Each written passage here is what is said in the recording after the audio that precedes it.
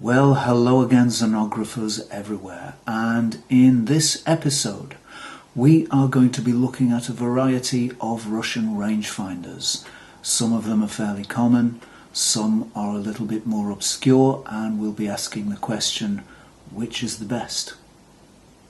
So to begin our search for the best Russian rangefinder, we're going to start with a camera that's not a Russian rangefinder at all. In fact, it's a German rangefinder. It's the Leica II. And this is the camera that was the progenitor of the entire series of Leica-derived Russian rangefinders. The Russian camera industry began in about 1930 or thereabouts. Could have been slightly earlier, could have been slightly later. However, it began by making exact copies of this Leica II. So you can buy today either a Fed or a Zorki version of this wonderful old German rangefinder, except it's made by Russians. So this venerable old German rangefinder is standing in for the Fed one and the Zoki one, partly because it's identical, but mostly because I don't currently have a Fed one or a Zoki one. So when you buy your Fed one or your Zoki one, and you can get one for around £40 to £70 or thereabouts, this is what you'll get, pretty much. If you've seen any of my videos before, you may recognise this camera. It's rather battle scarred, but it wears its 80 odd years well enough. So this camera has 1, 2, 3, 4, 5, 6 shutter speeds plus time. So it goes 500th to 1/20th of a second. It's in the old sequence, but that's no real hardship. Here's the wind-on knob, and here's the shutter sound. It's actually quite loud on this one. It may need an adjustment or two. For your £40 to £70, you will get a near identical copy to the Leica II. It will have probably one of these lenses on it, which is an Industar 22. This is a very, very nice lens. It's a Tessar design, and I suspect was at least in part derived from the Leica Elmar. It's not so different in quality either. It's a pretty good little lens. Turning the camera around, you'll see that there are two viewfinder windows on the back. This one here is for the rangefinder, so you have to focus first using this little window and then compose using this little window. So we have a separate rangefinder and viewfinder. That tends to slow you down a little bit. Not so much of a problem once you get used to the cameras, but in any case nobody's going to use one of these cameras for their speed. They are not particularly fast to use. Here is the film rewind knob. Pull it up, rewind the film after moving this little lever on here, and you just wind the film like that when you're done. Slightly trickier to load than the later Russian rangefinders because they are bottom loaders. So undo this little clip here, take off the bottom. Still a nice tight fit after all those years. And the take-up spool is situated thus. So once your film is threaded onto here, it goes back in the right way around. And of course, loading film, you would have your cartridge on this side and the whole lot drops in together. You do have to cut the leader for these cameras, but that's a very simple thing to do. There's a little video showing you how to do that if you look back to earlier videos. So a very nice simple little camera, very small, it'll fit in a largish pocket, and it's got the great bonus of having a retractable lens. So like that, the dimensions, as you can see, are actually pretty small, and that's a very nifty little outfit to go shooting with. Here's the Fed II. This was a Russian design, and it has some advances on the Barnack Leica. First of all, as you can see, it has a self-timer. And also, as you can see, it has a long base rangefinder, which means your rangefinding activities are likely to be somewhat more accurate.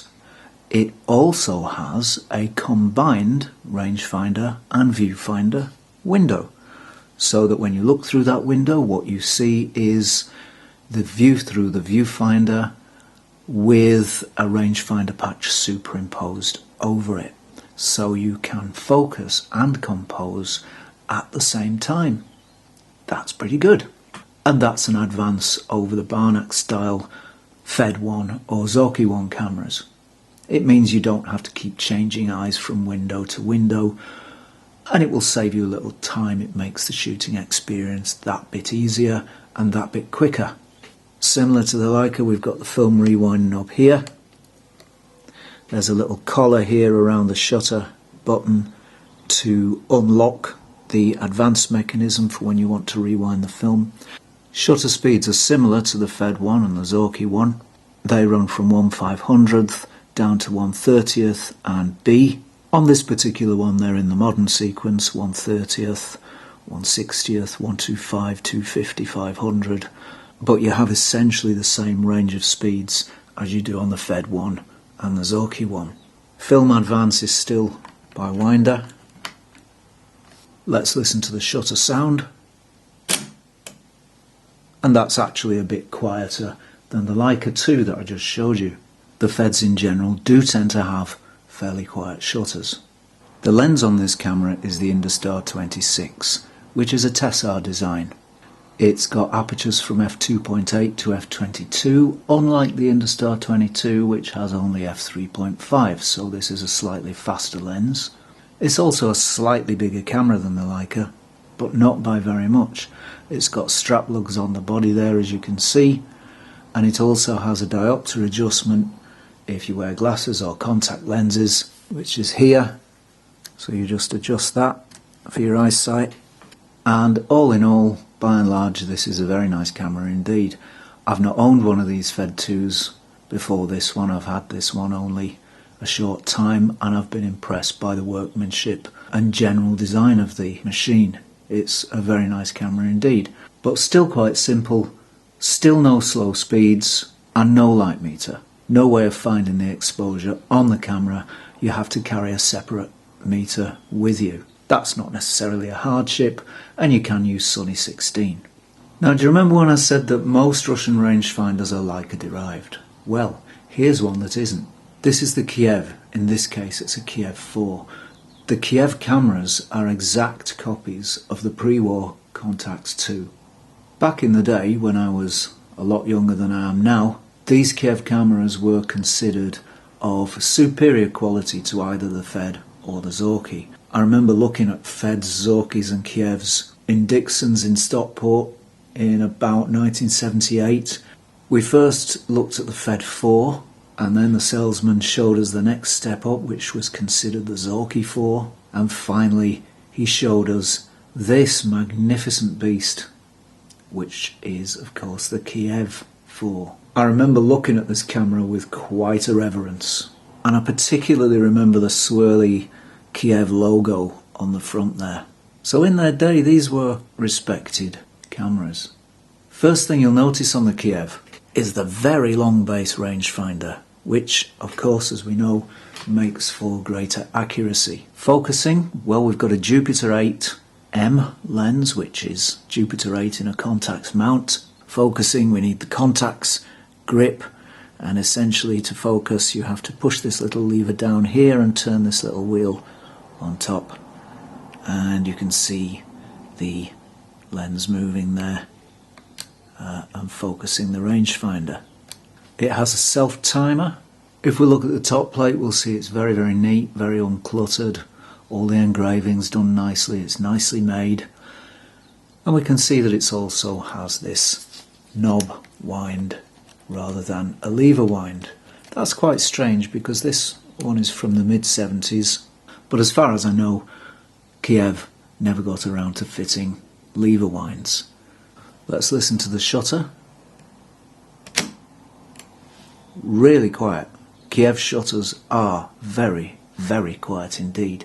They're a focal plane shutter, But whereas the Zorkis and the Feds have a Leica style cloth shutter which travels horizontally, the Kiev has a metal shutter made of lots of little metal blinds joined together, and it travels vertically, and it's very, very, very, very quiet indeed. So this is a really nice camera. It will mount any lens from the pre-war Contaxes and many of the lenses from post-war Contaxes as well. It's a bayonet mount. The Jupiter 8M that's on at the moment fits on the inside of the bayonet, but other lenses like the Jupiter 12 in this mount fit outside the bayonet, and they are tricky to mount. There's no doubt about it, they're quite tricky to mount. It's a good enough mount, it's very strong, it's very well made, but it is tricky. A very high quality rangefinder is this, but more obscure than the Feds and the Zorkis. Lenses tend to be cheaper, but they can be a pain to actually fit. Overall, a very nice camera, very high quality, and if you get a good one that will serve you for many years. This is one of the rarer Russian rangefinders. This is the Zorki III. This is the first model of Zorki III, with the slow speed dial mounted on the front of the body there, in the same way that they were in the Barnack Leicas. The Zorki III tends to be fairly expensive. They go for between £100 to £150. I do like the Zorki III a lot. Look at this fantastic styling it has. It looks like some sort of battleship, or I don't know, it looks very mechanical, very much like a machine. Very business-like, very technical. It's actually a beautiful piece of 50s Soviet design. It comes with the Jupiter 8 lens. It has the short base rangefinder of the Leica, which is no real hardship. Technically, yes, longer base rangefinders are more accurate. However, I've found the Leica standard length to be perfectly adequate, never had any problems with it. So there's the top deck. It's all very nicely finished, very nicely machined. Here's the film rewind lever, just as it was on the Barnack Leicas. Film advance, shutter button, fast speed dial. We've got the early range of shutter speeds on here from 1,000th of a second down to 1/25th, and a B setting. For the slower speeds, you turn the top dial to 25 to 1, and you can then use the slower speeds on this dial here, and they run from 1/25th of a second up to 1 second. There's a B setting, and there's also a time setting, which is a really handy feature the Barnack Leicas have, but I've not found many other cameras that do. This one does.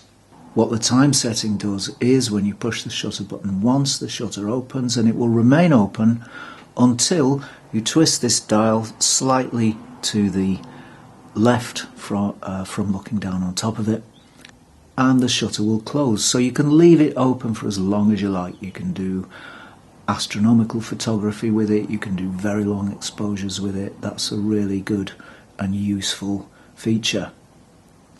There's a diopter setting here, same as in the Fed 2. Here is the film rewind lever, so just pull that up and rewind the film. Push it down when you're done. Looking at the back, we see, just as in the Kiev, here is the combined rangefinder and viewfinder. So unlike the early Barnacks, unlike the Fed 1, the Zorki 1, this Zorki 3 has a combined viewfinder and rangefinder window, which eases the picture taking process that little bit. There's the underneath. We've got 2 clips to take off for loading, and once we've done that, the entire back comes off. Much easier than the old Barnacks, much easier than the Fed 1 or the Zorki 1. And there we go, that's the Zorki 3. I like the Zorki 3 very much. I think it's a beautiful camera. It's a camera where the people at Zorki thought, right, how can we really improve this Leica idea? How can we produce our own variation on this theme? And I think they've come up with something pretty wonderful for the time. Now here's something that many of you who watch this channel will know and love. This is the Zorki 4K. This is pretty much the final iteration of the Zorki line. It's the ultimate development of the Barnack Leica concept as understood by the Russian manufacturers. It maintains the relatively short Leica rangefinder distance. It comes with this lovely black Diopter Adjustment. It has a self-timer, and importantly, it has one of these, a rewind lever. That is a real boon. It saves you fiddling around with knobs and twisting this and twisting that and getting your fingers caught. All you need to do, wind it with your thumb and whack, you're ready to shoot. Let's hear the shutter sound. That's quite noisy. Zorkis do have a fairly noisy shutter sound. They're not as quiet as the Feds, and they're certainly not as quiet as a well CLA'd and serviced Barnack Leica. Looking at the top plate, we can see that the shutter speeds run from 1/1000th of a second all the way up to 1 second, and there is a B setting. Unfortunately, unlike the Zorki III, there is no time setting on this camera, and that's a real shame. Maybe it was difficult to achieve mechanically, I don't know. Whatever the reason, it's not there. Turning to the rear view, we have the combined rangefinder viewfinder window. Both the Zorki III and the Zorki IV have a very big bright viewfinder, much bigger and brighter than the Feds, and bigger and brighter than the Kievs also. So there's no doubt that the Zorkis have the best viewfinder. I think this is a pretty handsome camera. I do like the Zorki 4K. Some people don't like the nylon covering on the body, but I think it looks better than the earlier vulcanite covering. I like the font that the logo is written in. I like the fact that it's lever wind. The only thing I don't like about it is there are no strap locks. Finally, let's look at what may just be the tallest rangefinder in the world. This is another Kiev. This is a Kiev 3A. The Kiev 3 and the Kiev 4 are very, very similar to each other. The Kiev 4 is a little later. This is a fairly early Kiev 3A. And the A in Kiev terminology refers to the fact that it has this light meter on the top deck there. The earlier Kievs are said to be much better constructed than the later ones. I can't really say, to be honest, because I haven't handled enough to know. I have handled 3 or 4 Kiev rangefinders though from various dates, and I haven't found too much difference between them. Others may know different. So this is an early 3A. The light meter is on the front here, and we just lift up this little window, and there's the light meter. It's got the same Diopter 8M lens as in the other Kiev that I showed you. Diopter 8M is the same as a Diopter 8 but in a Contax type mount. Here's the top deck. We've still got the knob wind.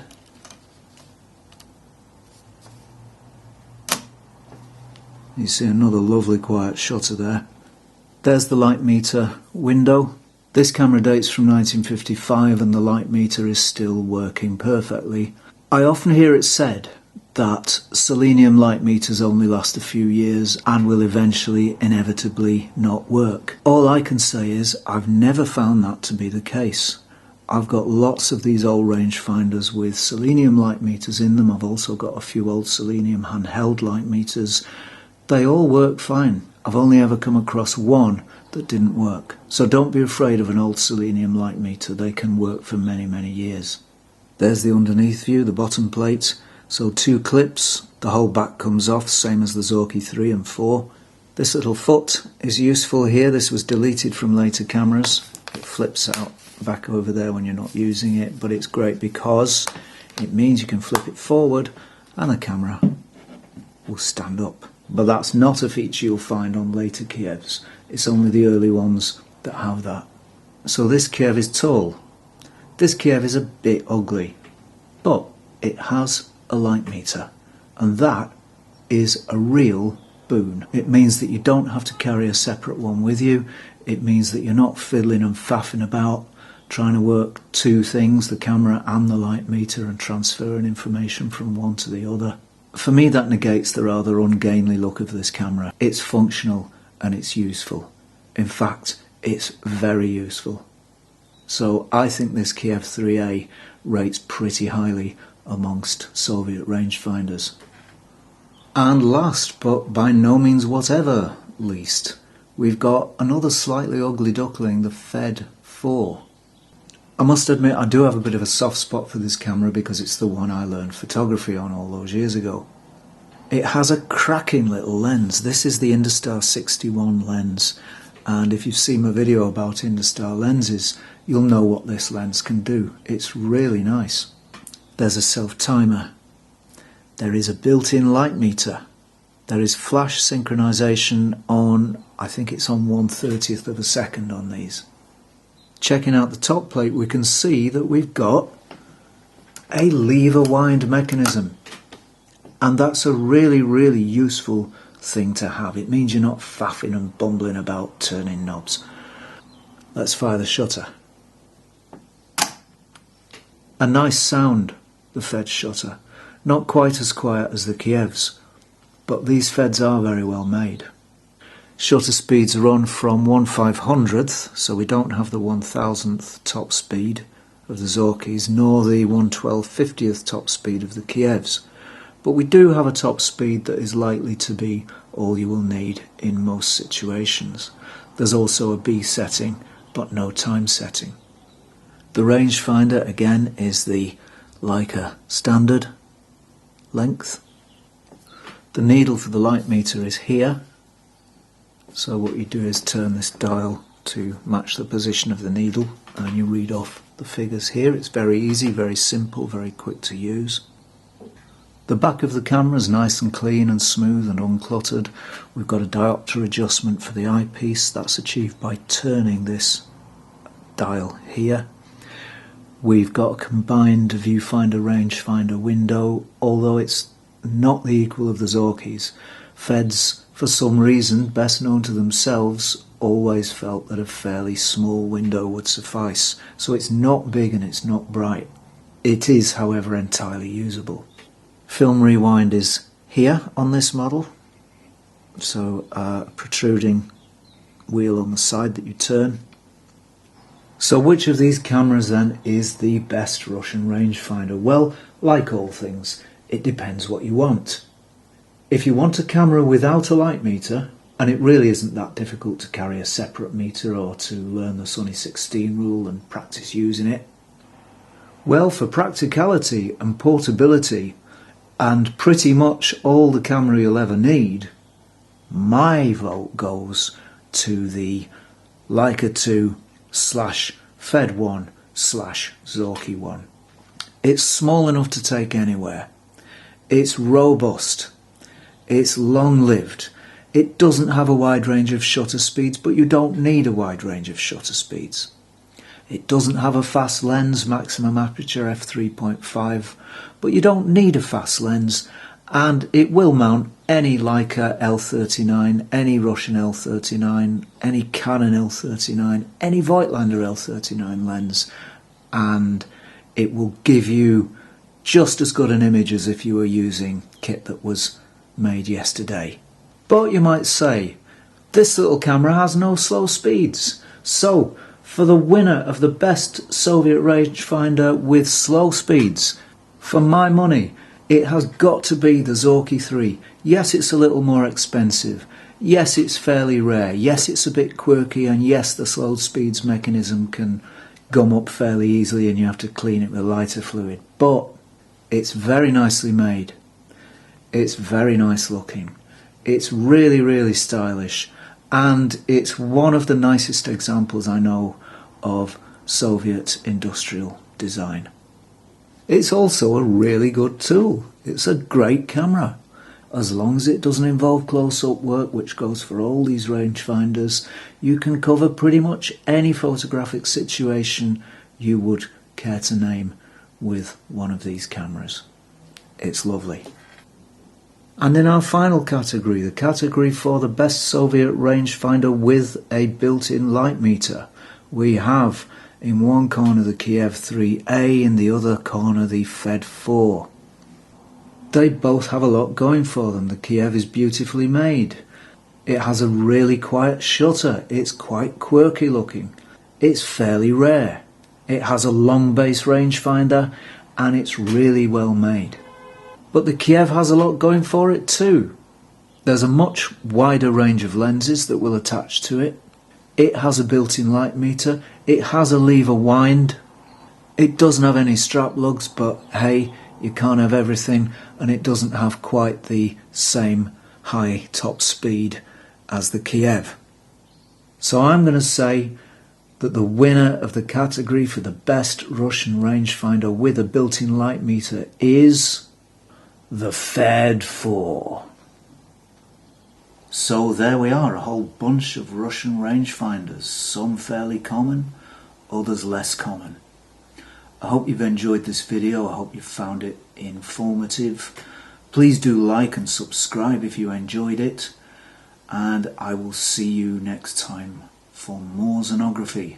Thank you for watching.